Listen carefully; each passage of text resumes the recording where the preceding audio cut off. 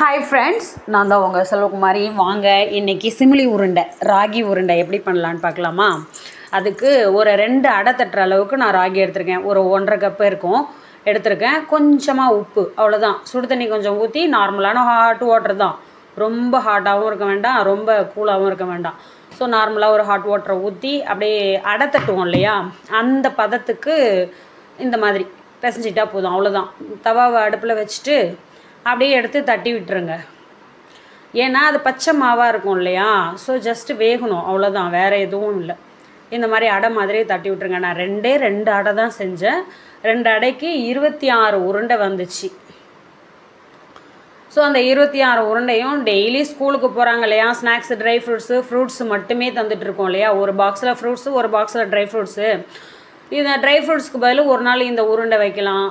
அந்த மாதிரி எள்ளு உருண்டை கொடுக்கலாம். எள்ளு உருண்டை, உளுந்து உருண்டை, ராகி உருண்டை, கம்பு உருண்டை. ஸோ இந்த மாதிரி ஒவ்வொரு நாளைக்கு ஒன்று ஒன்று கொடுக்கலாம். ஸோ ஒவ்வொன்றும் கொடுக்கணுன்னு அவசியம் இல்லை. ஒரு நாளைக்கு ஒரே உருண்டை, எள்ளு உருண்டாவே ஒரு 20 நாளைக்கு கொடுக்கலாம்.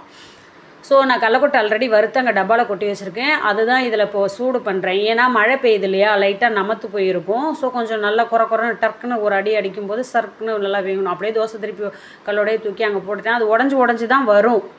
ஏன்னா அதில் எதுவும் ஒரு ஸ்டிக்கினஸ்க்கு எதுவும் இல்லை இல்லையா, அதனால் அது அப்படியே உடஞ்சி தான் வரும். ஜஸ்ட்டு வெந்துருச்சுனாலே பாறையாக விட்டுரும். அப்படியே பாறை விடும்ல, கேப்பாக அந்த மாதிரி தான் இருக்கும். கையில் ஒட்டிட்டு வரும். ஸோ தண்ணி தொட்டுட்டு தட்டுங்க. அப்படியே தோசைக்கல்லே வச்சு ஒரு அப்படியே தட்டுனீங்கன்னா ஒட்டாமல் வரும். கையில் ஒட்டாது, அப்படியே பேத்துட்டு வரும். கையிலேயே ஒட்டிட்டு கையோடையே வரும். ஸோ தண்ணியை தொட்டுக்கிட்டு அப்படியே தட்டினா சரியாக போச்சு. 2 அடை தான் செஞ்சேன். ஒரு அதே அளவு 1.5 கப்பு, 1 கப்பு கடலக்கொட்டை எடுத்துக்கிட்டேன்.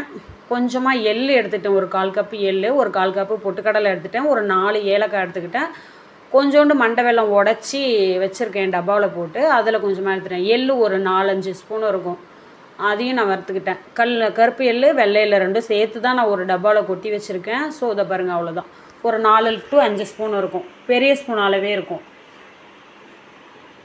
அதுலேயே அப்படியே பொட்டுக்கடலையும் கொஞ்சம் வறுத்து விட்டுடலாம். அது எதுவும் நமத்து போயிருக்கும்ல, அதனால தான். நமத்து போகலை, எல்லாம் இப்போ வாங்கினது தான். இருந்தாலும் மழை பெய்யுது, அதனால் நமத்து போயிருக்கும். கொஞ்சம் மிக்சியில் போட்டு குறன்னு அடிக்கும்போது நல்லா வரும் இல்லையா, அதனால் 2மே எள்ளு பொரிஞ்சிடுச்சு. ஸோ இதே போல் ஒரு 4-5 ஏலக்காவும் போடுறேன்.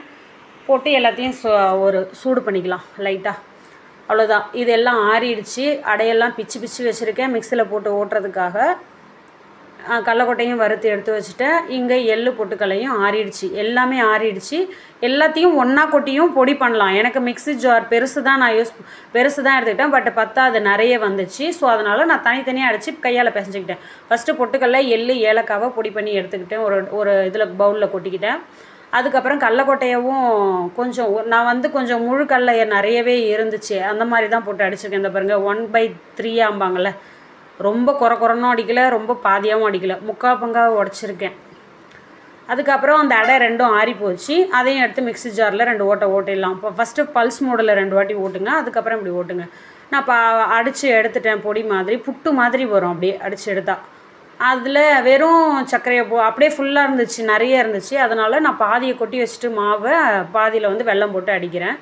அடித்து அப்படியே அந்த மீதி வெறும் மாவு அடித்து வச்சுருக்கோம் இல்லையா அடையை, அதுலேயே கொட்டிக்கிட்டேன். அதுலேயே எல்லாத்தையும் கொட்டிடலாம். கடலக்கொட்டை, பொட்டுக்கடலை, எள், ஏலக்காய் எல்லாத்தையும் அப்படியே கொட்டிட்டேன். அவ்வளோதான். கொட்டி எல்லாம் மிக்சிலேயே போட்டு மிக்ஸ் பண்ணிக்கலாம். பட் மிக்சியில் போட்டால் அந்த கடலக்கொட்டைலாம் நறுக்குன்னு அங்கங்கே கடித்து சாப்பிட்ற மாதிரி இருக்கும். அந்த மாதிரி இல்லாமல் எல்லாம் ஓடிடும் இல்லையா, மாவு மாதிரி ஆகிடும். அதனால் நான் மிக்சியில் போடல, ஜஸ்ட்டு பல்ஸ் மோடில் போட்டு எடுத்து மாவாகவே வச்சு கையாலேயே பிசைஞ்சிட்டேன். இதில் நல்லெண்ணெய் ஊற்றி பிசையலாம். நான் ஆல்ரெடி எள்ளு போட்டிருக்கேன், அதனால் நல்லெண்ணெய் வேண்டாம், ஓவர் ஃபேட் ஆகும் எல்லாமே, நெய், நல்லெண்ணெய் எல்லாமே. அதனால் நான் நெய் சும்மா ஒரு வாசத்துக்காக ஒரு 2 ஸ்பூன் தான் போட்டிருக்கேன். நெய்யும் நிறைய ஊற்றி பிடிக்கலாம், எவ்வளோ வேணால். ஆல்ரெடி அங்கே பிடிக்கிற மாதிரி தான் இருக்குது வெல்லம் போட்டதுனால. அதனால் நான் சும்மா ஜஸ்ட்டு ஃபார்மாலிட்டிஸ்க்கு, அந்த வாசனைக்காக, ஸ்மெல்லுக்காக மட்டும் ஒரு 2 ஸ்பூன் போட்டுக்கிட்டேன். ஆல்ரெடியே தம்பி தொப்பையை குறைக்கிறதுக்காக நிறைய ஹார்ட் ஒர்க் பண்ணிகிட்ருக்கான் மேட்ச்க்காக. அதனால் ஜஸ்ட்டு பாருங்கள், பிடிச்சா அப்படியே உருண்டை வருது. அதனால் நான் நெய்யெல்லாம் நிறைய சேர்க்கல, எதுக்கு கொல பிசுன்னு அப்படின்னு சொல்லிட்டு. அப்படியே நானும் என் பொண்ணும் உருட்டினோம். உருண்டை ஒரு 26 உருண்டை வந்துச்சு.